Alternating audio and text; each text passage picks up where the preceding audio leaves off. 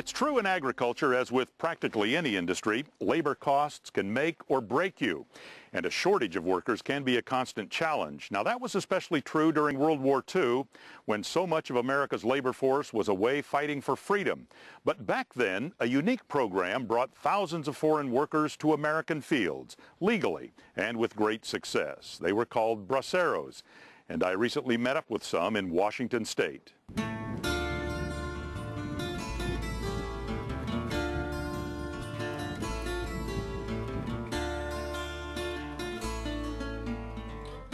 Well, something unique about this valley is that it's one of this country, one of the nation's premier valleys in terms of agricultural production. It rivals the San Joaquin Valley in California, the Salt River Valley in Arizona, the Rio Grande Valley in Texas. And the only limitation here is the short growing season. Professor Gamboa is referring to the fertile Yakima Valley in Washington State, where from the early 1940s through 1964, Mexican guest workers called braceros harvested sugar beets, hops, and other crops.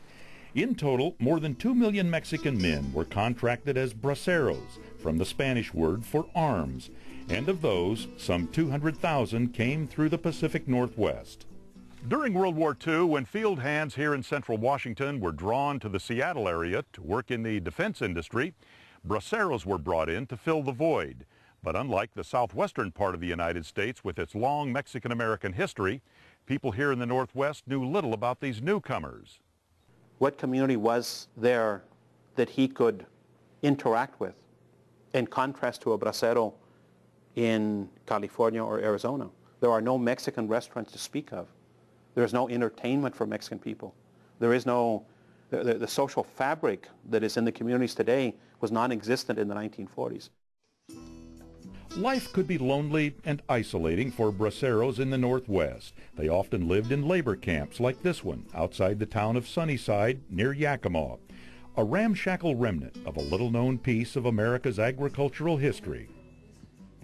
Despite the cultural differences between Yakima's long-term residents and incoming braceros, their contributions were valued, not only for the work done in agriculture, but on regional railroads.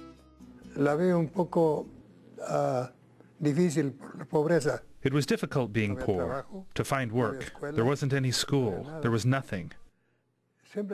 So I always had the dream to find something better.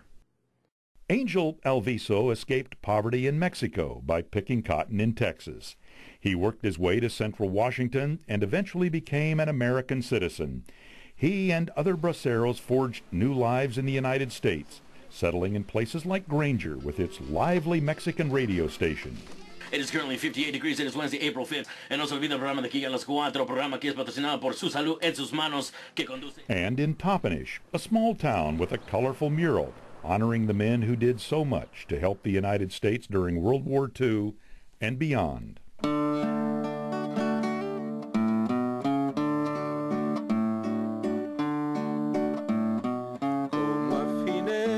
Septiembre del 42 pasado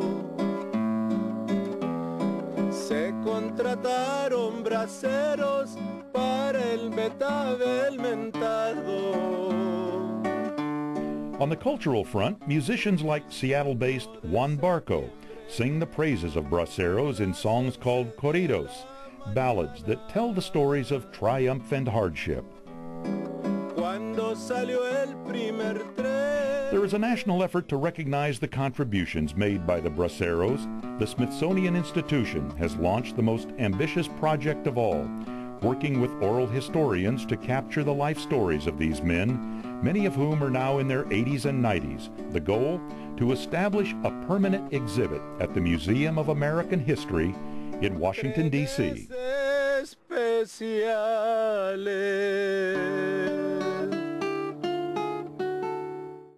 There's been a great deal of talk in this country about reviving some sort of guest worker program, but regardless, it's worth remembering those who came to feed their families and in turn helped America win the war. And that'll do it for us today on America's Heartland. Thank you for watching. I'm Paul Ryan, and we hope to see you next time.